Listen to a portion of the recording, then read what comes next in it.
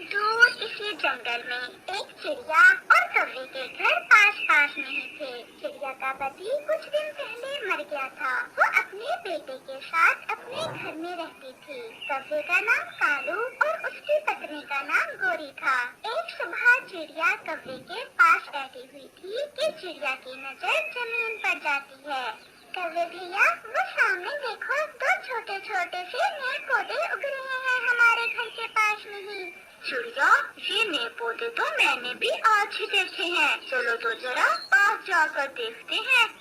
अगर ये दोनों पौधे बड़े होकर फलदार पेड़ बन गए, फिर तो हमारे भोजन की चिंता ही खत्म हो जाएगी। हाँ कौवे भैया, फिर हमें भोजन अपने घर के पास से ही मिल जाया करेगा। समय गुजरता गया, मौसम बदलते रहे, कभी बारिश, कभी ठंड तो कभी गर्मी। ऐसे ही वो पौधे एक दिन बड़े पेड़ में बदल जाते हैं। उनमें से एक पेड़ तो आम का था और दूसरा नीम का पेड़ था। अब तो उन दोनों पेड़ों पर फल भी आ गया था। चिड़िया आम के पेड़ पर बैठी हुई थी कि वहाँ गोरी कौवी आ जाती है।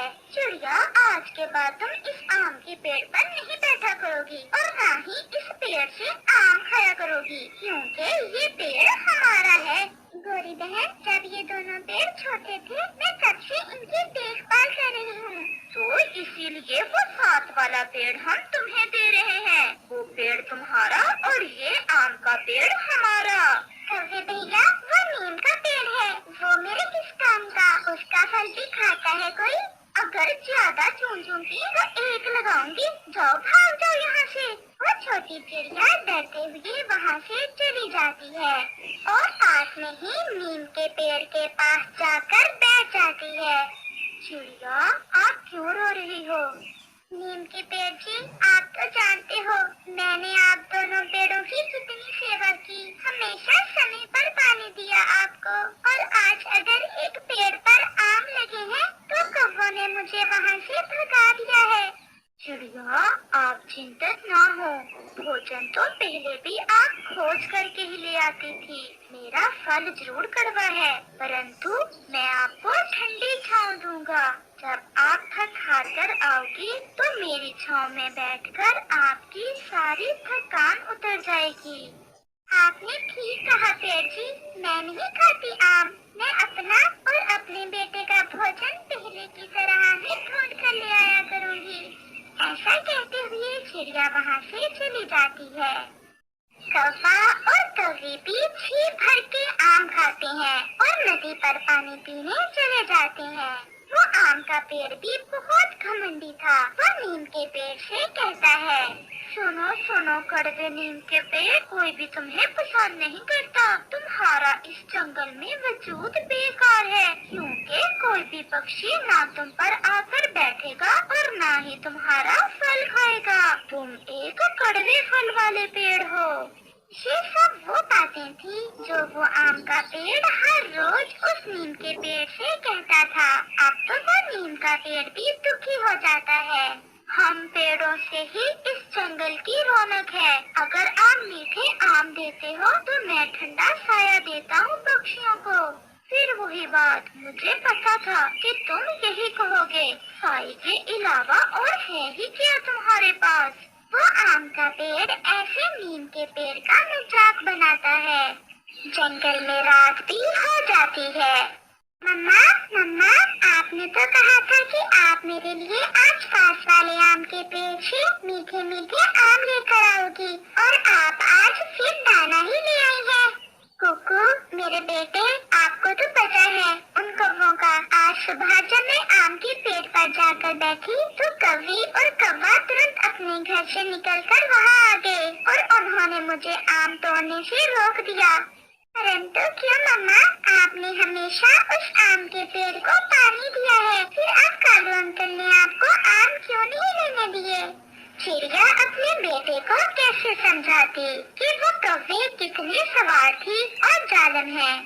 अच्छा मेरा बेटा, अब दाना खाओ और सो जाओ। कल मैं अपने बेटे को पहाड़ों से मीठे मीठे जामुन के फल लाकर दूंगी। दूसरे रोज कौवा और कौवी जब बैठे आम के पेड़ से आम खा रहे थे तो वो आम का पेड़ उनसे कहता है, कव्वो कव्वो, जरा मेरी बात सुनो।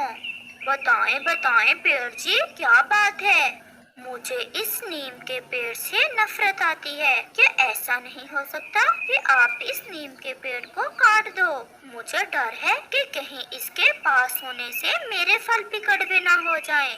पेड़ जी, अगर आपकी यही इच्छा है तो हम आज ही काट देते हैं इस पेड़ को। ये सब बातें वो नीम का पेड़ सुन रहा था। आप मुझे काट ही दो तो अच्छा है। ऐसे रोज रोज आपके ताने सुनने से तो अच्छा है कि मैं एक बार ही कट जाऊं।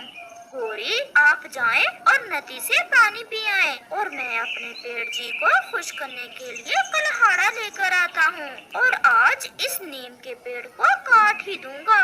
ऐसे कौवे नदी की तरफ और कौवा कुल्हाड़ा लेने चला जाता है। फिर वहाँ चिड़िया आ जाती है। कैसे हो दोस्त? परंतु वो नीम का पेड़ खामोश था। आम का घमंडी पेड़ बोलता है, आज ये नहीं बोलेगा क्योंकि आज मेरा दोस्त कालू इसे काटने वाला है। ये सुनकर चिड़िया बहुत दुखी हो जाती है। क्यों? आप क्यों इसे कटवा रहे हो? इस कड़वे पेड़ का कोई फायदा नहीं है और मुझे ये अच्छा भी नहीं लगता। और चिड़िया, इसके कट जाने से जंगल से एक कड़वा पेड़ भी खत्म हो जाएगा।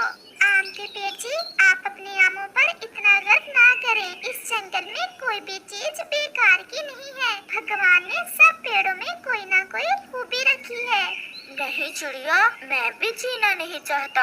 ये मुझे काट ही दे तो अच्छा है। आगे सिवा और कोई भी मेरे पास नहीं आता। ना कोई पक्षी मेरे लिए संगीत गाता है और ये आम का पेड़ मुझे कड़वा कड़वा पेड़ कहकर छेड़ता रहता है। वो नीम का पेड़ चिड़िया से रोते हुए ऐसा कहता है।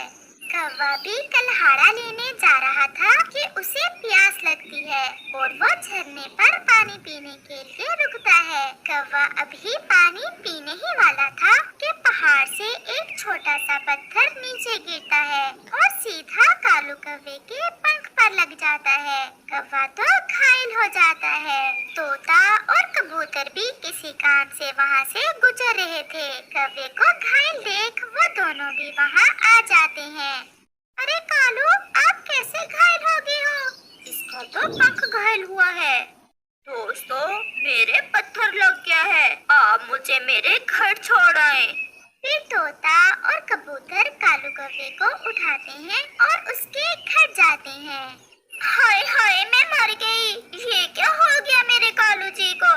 थोड़ी चुप कर जाओ, मैं बच गया हूँ। अब जल्दी से कोई चील दीदी को लाए। मेरे घाव में बहुत दर्द हो रहा है। चिड़िया भी वहाँ आ जाती है। मुझे तो कबूतर मिला था। उसने बताया कि वो कालू को घर छोड़ कर आए हैं। चोट लग गई है कालू के। चिड़िया बहन, आप जल्दी से चील दीदी को लाएं। कालू जी के बहुत दर्द हो रहा है। चिड़िया, जल्दी जाओ, मैं दर्द से मर जाऊंगा। फिर चिड़िया जल्दी से चील को लेने चली जाती है और फिर चिड़िया चील को साथ लेकर आ जाती है। इसका घाव तो गहरा है। इस जंगल में तो कोई नीम का पेड़ भी नहीं है। अगर होता तो नीम के पेड़ के पत्तों को घाव पर लगाने से कालू का दर्द रुक जाता।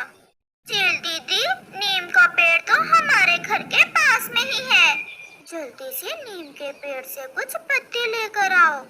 गोरी, अब किस मुंह से जाओगी नीम के पेड़ के पास? उसी पेड़ को काटने के लिए तो मैं कुल्हाड़ा लेने जा रहा था जब मेरे चोट लग गई। चिड़िया बहन, मैं बहुत शर्मिंदा हूँ। आप जाएं उस नीम के पेड़ से कुछ पत्ते लेकर आए। हाय हाय, मैं मर जाऊंगा। फिर चिड़िया तुरंत वहाँ से जाती है और नीम के पेड़ को सारी बात बताती है। क्या क्या मेरे बच्चे भी किसी के काम आ सकते हैं? हाँ पेड़ जी, मुझे गोरी कवि ने भेजा है। वो आपसे बहुत शर्मिंदा थी। आप जल्दी से मेरे पत्ते ले जाएं और जाकर कौवे के घाव पर लगाएं। चिड़िया कुछ पत्ते लेकर वहाँ से चली जाती है। आम का पेड़ भी सब सुन रहा था। दोस्त, मुझे भी माफ कर दो। मैं आपको बेकार कहकर छेड़ता था। आप तो बहुत काम के पेड़ हो। मैं भी आपसे शर्मिंदा हूँ। हम साथ साथ बढ़े हैं, मुझे आपसे प्यार है, बस फिर मुझे ऐसे तंग ना करना। मैंने घाव पर नीम के पत्ते बांध दिए हैं। अब कुछ दिन कालू जी को नीम का फल भी खाने को देना है। ज्यादा आम खाने से कालू जी के खून में शुगर की मात्रा भी बढ़ी हुई है। नीम का फल खाने से शुगर थोड़ा कम हो जाएगी। फिर ऐसे कुछ दिन गुजरने के बाद कौवा फिर से उड़ने लगता है और वो दोनों नीम के पेड़ को धन्यवाद बोलते हैं और उससे माफी मांगते हैं, क्योंकि अब उन्हें पता चल गया था कि कोई भी पेड़ बेकार नहीं है।